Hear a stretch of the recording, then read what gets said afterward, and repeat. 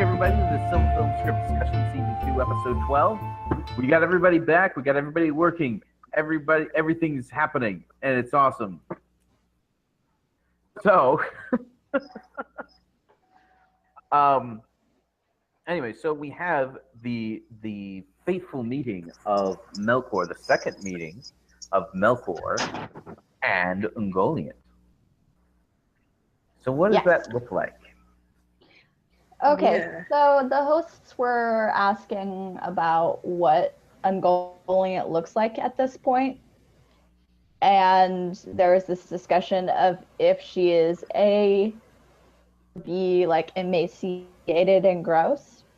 And my thought was that it would be really fun and like unsettling if she had still all of that va-va-voom with the whole Nessa thing, that she is a very sexualized character, but she can still look emaciated, and that can just be very disturbing. And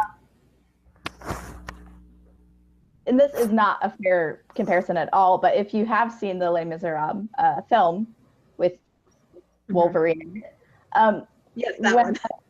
When Fantine is a prostitute and she's so emaciated, but she's very sexually, like, provocatively dressed, it is disturbing. It's like this very stark image.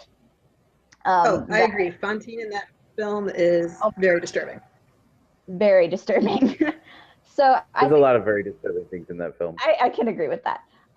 So I think it would be interesting to have this Ungoliant with all of her sexy, predatory stuff still intact, but have her physically look very, very thin and starved. And she's still wearing the same outfit. Yes. But it fits much more loosely now. Yes. Yeah. So, I don't know. What do you think? I think that works fine. I have no problem with that. Yeah, I think that's a good idea. I was not really in favor of her still being human at all. I kind of was in favor of yay, spider, but they specifically wanted human, so if we're going to go human, that works for me. What I think would be interesting is if the scene opens up and you don't see her right away, but you can hear like the spidery sounds. And so when she comes out, you're kind of expecting the spider, but it's not. Yeah, that would be kind of interesting. Definitely Melkor's approach to this cave should be ominous in some way. So skittering spider noises, that's ominous. Yeah. Very. Especially if it's like she's out on the edges, like if there's like this creepy sequence where he's like walking in and like the spider keeps like past like just out of like shot. The horror movie thing. Yes. Thing that blurs by. Okay. Yeah. Yeah, I have my heart set on this like really great Ungoliant musical theme because of course I do. That's just like and at the same time this creepy hair-raising I think it'll be brilliant. So if we have this sort of spider theme playing while he's walking up, it's already going to be like, oh, this is the same music that was playing when she was hunting for Nessa. That sense of ominousness. Yes. Would be great. Okay. So, I love Ungoliant, you guys.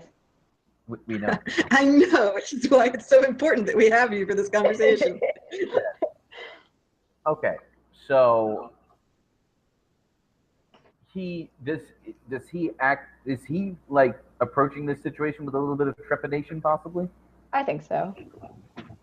Anyone who doesn't is stupid. And Melkor's not stupid. Yeah. Well, and she did creep him out in the void. Yes. She's the one person who kind of scares him. Like, in a way that he can't just write off as well. I mean, obviously, there's the other Valar, they have strength in numbers. They can overpower him.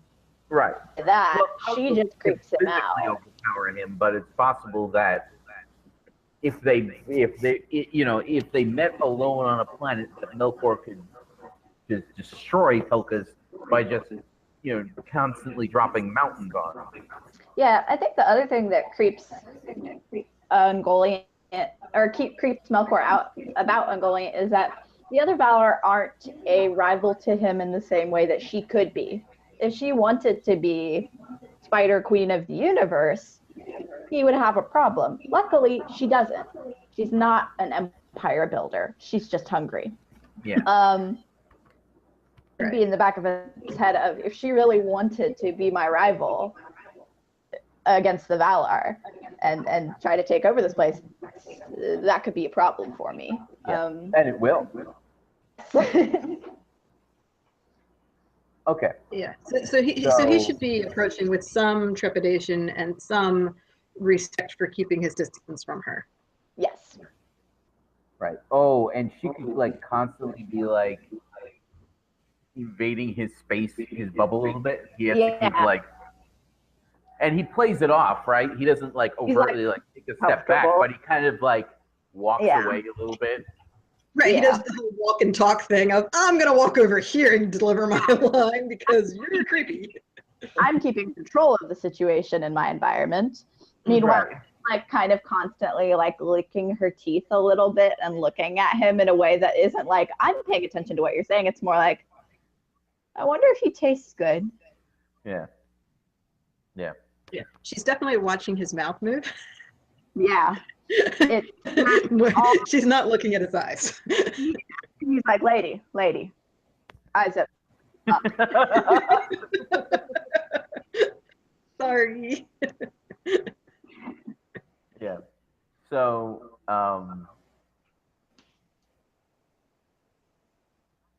so how much does he reveal about his evil plan here?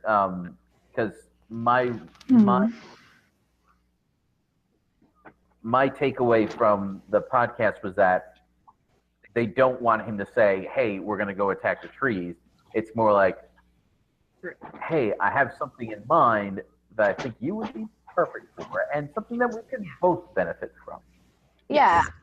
I can imagine him saying something ominous about like destroying something that's precious to them or something that's dear to them. A little bit about, I am going to cause suffering by hurting something that they hold precious and dear. But we don't want him to give away the entire plan. Right. She could say something to the effect of, there's something in this for you, and he has to say the line about, I will give from both hands. Right. Yes. Yeah. Well, because she's going to ask. Well, she's going to say something to the effect of, "I'm not interested in the Valar. They have no interest in me." Yeah. And he's going. So. Well, she's tried. It didn't work. Yeah. So. Yeah. And he'll say something. He'll say something about the fact that he.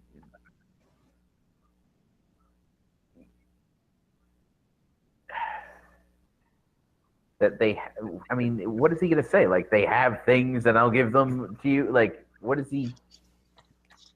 What does he say to her? What exactly? How is that going to work?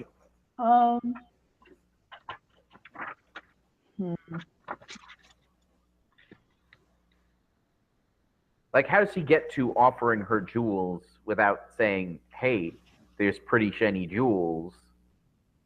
Well, what if he, instead of focusing on what he's going to give her, he focuses on what she wants, like her desire. If he talks about... Yeah. Do you want his line from the book? I remember the line from the book, but my concern about... It's a really good line. Go ahead. Or said to her, do as I bid, and if thou hunger still when all is done, then I will give thee whatsoever thy lust may demand. Yea, with both hands. Okay. Pretty good. Yeah. Lightly he made the vow as he ever did, and he laughed in his heart. Thus did the great thief set his lure for the lesser. So he had no intention of keeping that promise. Well, And also, he can say something to the effect of, was it not the Valar who withheld the light from you, the light that you desire above all else?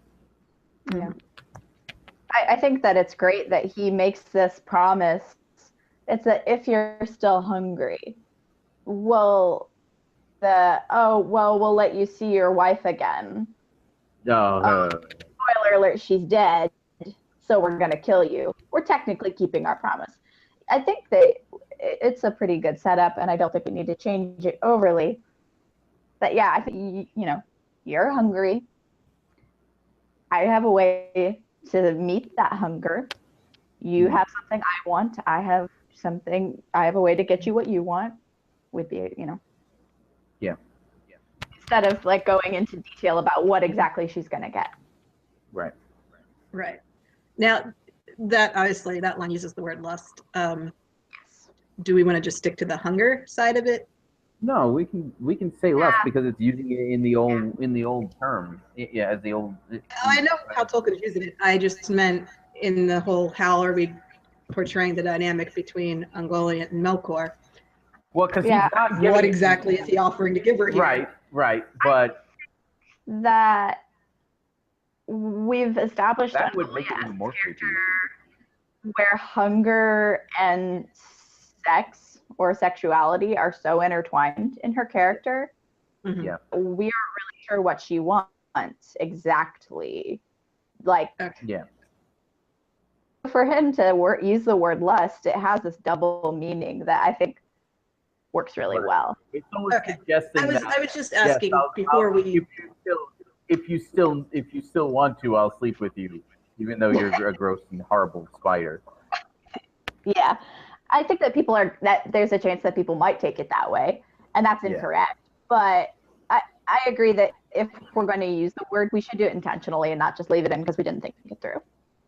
I was just checking because Tolkien uses the word lust like 12 times in a passage about Ungoliant. Yeah. It's clearly the word he wanted to associate with her. Yes. Because it just implies out of control desire. Yeah. Everyone's hungry, but out of control and letting it dictate all your actions, that sounds more like lust. Right. So I like it. In the serial killer predator sense. So so he delivers the line, she gives him a creepy smile, and then we go to the next scene. Sure. Yeah. Sweet and simple. Okay. All right. So I mean, here's the thing. Like I get that there is a desire to be careful about not showing things because they might appear really corny on screen. But how many of the epic and fantastical things are we going to not show because they're epic and fantastical? Yeah. I think that as long as we have reasons and can find a way to do it that works well, we're in good shape. Right. Yeah, I agree. I think that I've never overly been afraid of corniness. I'm like, corniness is just you pulling off epic badly. So, delivery, and this is a hypothetical project. The thing is, I don't think we necessarily need to be afraid of showing Ungoliant in her ginormous spider form. Yeah. That's true. The issue was that a creature that looks like that and has a human voice coming out of it worked. So it's the face that's the problem. Right. My suggestion was to do that telepathically. I also suggested that it might not be a bad idea to kind of like overlay the actress's face, not actually on the spider's face, but like have in the Melkor misty web standing stuff. there, Melkor facing off against the spider, and then we cut to a shot where you have him on half the frame, and you have this like overlaid image of her face on the other side of the frame. That's kind of creepy. Yeah, there's likely ways you can do it, and their stipulation was avoid having a spider talking. Yeah, Yeah, no, Which is like, I okay. get that. No, Aragog. Okay. Right. They don't want Yeah. Aragog, which is fine. We don't have to do that. And so the question is, okay, well, we still want these lines delivered while she's a giant spider. How do you deal with that? Right. And I think saving her spider form as being shrouded in this tar misty stuff means that in the final confrontation when she actually attacks him might be the first time we fully see her in spider form. So that might actually be kind of awesome. If she kind of just engulfed the trees as you see some spider legs, but you don't see the whole. Yes, You know, I'm okay with that. Yes. Yeah. Okay. So we go from that scene. Okay, now we have to fill the rest of it. All right. So yeah, Act 3. What happens in Act 3? Act 4 is when Feanor arrives At the party. In Valmar. So. Is this party at Tenequatil or Valmar? Well, isn't Valmar on Tenequatil? Yeah, I've been telling you that the whole time, but I'm wrong. So.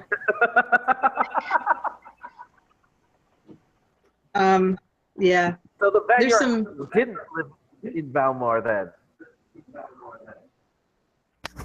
No, the Vanguard didn't live in Valmar. That was the problem. But anyway, it's stupid and complicated, and I hate Valinor geography. Yeah, it's not my strongest suit. Okay. Anyway, but is this party up on Tenequatil? Like, isn't this at Manway's place? Yes. Okay. Yes, because, well, the two trees are not on Tenequatil. Part of Manway that they have their reconciliation, yeah? Right, yes. Yeah. All right. Yeah. So can we like enter the party already extant at this point? Well, who all do we want to be at the party? And because they can be talking about, gee, I wonder if Feanor's going to show or not. Like, that can be a question. Yes, I at the agree. party. Yeah. Okay. Do we want to give named characters those lines? Thingolfin and Finarfin. Okay. I'm just But making also sure. their kids. Yeah. Their kids are there. That's true. So if we want Turgon or Fingon to have comments well, or thoughts. yeah. Or we could give our three little our chorus of the three little fates some more to talk about. You mean Aradel and Galadriel and little Idril? Yeah, we could go back to them for a little bit. Ah, okay. I mean, they would all be at this party, so. Yeah. Right, and they're having a great time, I presume. Aradel would be really happy if the Sons of Feanor showed up. So she would be one of the people who's So like, she's wondering if they. I wonder if they're coming, yeah. Right. Yeah. And what Galadriel would be like, I Galadriel hope they don't.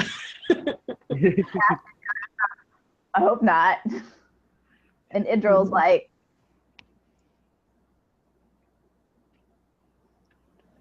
be tiny and have flowers in her hair and not say anything. I don't care.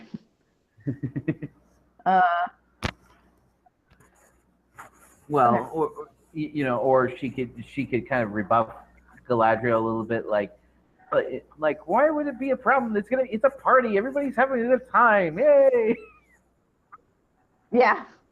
Yeah. Aww. So apparently this was like an annual harvest feast, but it was a more special one than usual because of the reconciliation theme going on. Yeah. And it is in Manway's halls on the top of Tenequatil. That's where the party is. Okay. Gotcha. So if there's an open question of Feanor showing up, it's not actually an open question to the Valar because they know he's coming long before he gets there then. Right, and the audience kind of knows he's coming because we had him say, "Hey, I'm coming" on screen. It's more to get the reaction of people to whether or not they want Feanor there, right? And what they think of his whole rebellion thing before he comes in the door. Right. But for instance, the Vanyar are at this party. The Vanyar have got to be thinking that the Noldor are all idiots. So we can cut from a conversation between the three little fates to Well, Girlfriend? Idris is there. Or yeah, okay. Yeah. Yeah, So we can have do that. we have very limited Vanyar characters. Ingwe the High King is there. Yeah. Indus is there. Could be there. Elenway, the wife of Turgan, is also Vanyar. Yeah. So those are that's our sum total of Vanyar characters, and Amarye has not been introduced yet, so we can't like use her as Vanya, because she's just some random blonde girl we've never seen before. Right. I would think we would want Elenway or Indus to be. Yeah. And they're both married to Noldo, so they might be explaining to their relatives on the other side, no, really, guys, there's a reason for this whole thing. We're not just drama queens over here in Tyrion. Right. So they live. I like that, because they both live in Tyrion. Right. Yeah. And maybe you have like kind of unnamed members of Ingwe's court kind of complaining maybe about because they can see like the tension, because there's a certain level of tension going on amongst the Noldor representatives, and Ingwe can comment on this, and random Vanyar person kind of complains about it, and Indus and Elenway kind of explain what's been going on a little bit.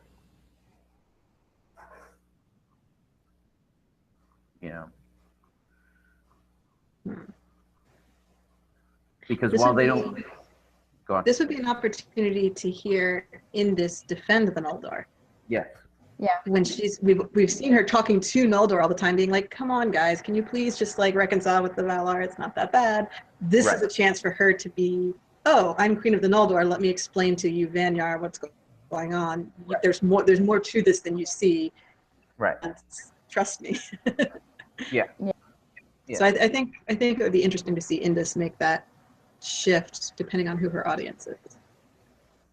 Okay. We need at least one more conversation there to happen there. Well, we need to see the Noldor there. So we need to see Fingolfin and Finarfin there. Mm-hmm. They're possibly standing apart from everybody else because they're the ones who have the most at stake here. Yeah. Yeah. They're not celebrating per se. Right. And Finarfin is standing next to his brother as like moral support. Like, "You've got this, buddy. Don't worry. Don't let him get to you." Actually, I think it would be kind of interesting if they're standing kind of like this. All right, with Finarfin facing this way and Fingolfin facing this way. It's a way of being able to have a conversation in like a very large social gathering where you're talking because you're not very far away from each other. You can get quite close to somebody like that and still be able to hear each other while other people around you can't. Right. Because obviously it's awkward if you stand face to face that close to somebody, but if you're shoulder to shoulder, it's okay. This way, Fingolfin doesn't see Feanor come in. Finarfin kind of is like, hey, they're here. The record scratch in the background is an away. So we see Finarfin's reaction to Feanor's entrance. Yes. Yeah. And that's how Fingolfin knows their brother is here, is he's looking at his own brother and going, "Oh, of course." Yeah. Right behind me, isn't he? Well, they're not. Well, I think they're some distance away from like the entryway. Okay. Right. But I mean, Fingolfin is smart enough to know that that's not the place to stand right now. Right. With the arrival of Feanor still. Okay. So when Feanor comes into this party, he is dressed in all black, no gems. Yes. So it's like he's dressed for a funeral. Quite a statement. and out of character for him. Yeah. He's not subtle at all. I'm forced to be here against my will, and I'm showing up because I was made to be here. Yeah. But He's not even in like his best stuff I'm either. not dressed for a party. Yeah, it's like you can make me be here, but you can't make me be happy about it. Right. Wait, it specifically says that he's dressed as if for a funeral? It does say he dressed in all black, though. So. Okay. You know what would be really interesting? Sure. Is if he's dressed... You gotta watch. I do make some things up occasionally. Well, no, I was actually thinking it would be interesting if he's dressed in like working clothes.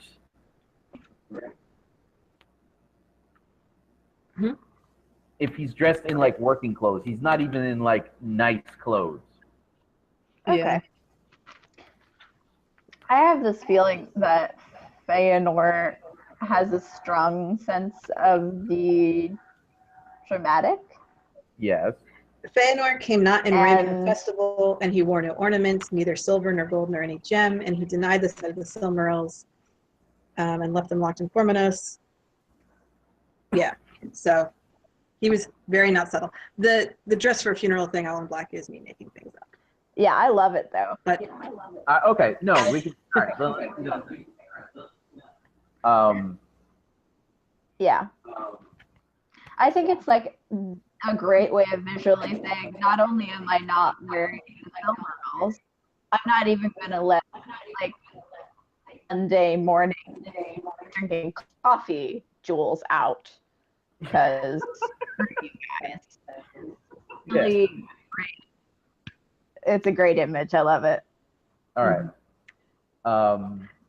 unfortunately, that passage also says that no one else from Formonos came with him, which is why I always thought that no one else from Formonos was there, because it says it in the book. Yeah.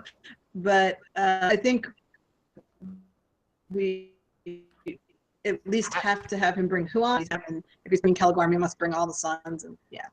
Right. Well, also Yeah. having all the sons there kind of eliminates the potential of them dying trying to defend the Silmarils from Melkor also. Yeah. Conveniently. Yeah. So yeah, let's take a break real Agreed. quick. I know what. I knew there was a reason I felt it's not there. Yeah. Yeah. Good Yeah, job. well, it's amazing. Once again. It's amazing how cavalier with changes people sometimes are, myself included sometimes. Yeah. Well, apparently I moved Valmar, so you know. Oops. Well, we made the change of the Vanyar coming on a separate ferry ride quite cavalierly. Yeah.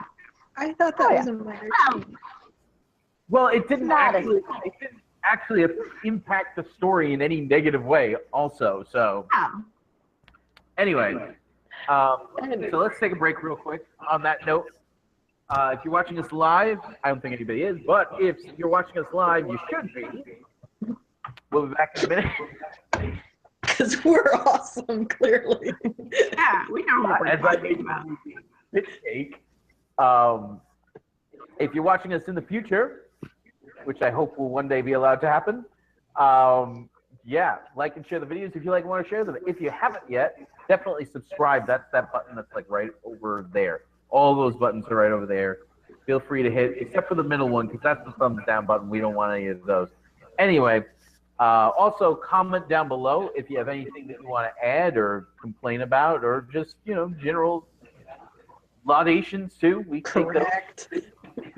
Corrections, yes. Correcting the We'll take compliments. We do take compliments and checks. So, What are you going to do with the check? Yeah. We don't take checks. so also check out the links below. There's especially the link for Myth Move 4 taking place this June 1st through the 4th. Exciting conference that's going to be happening in Virginia, just outside of DC. We'll be back in a minute.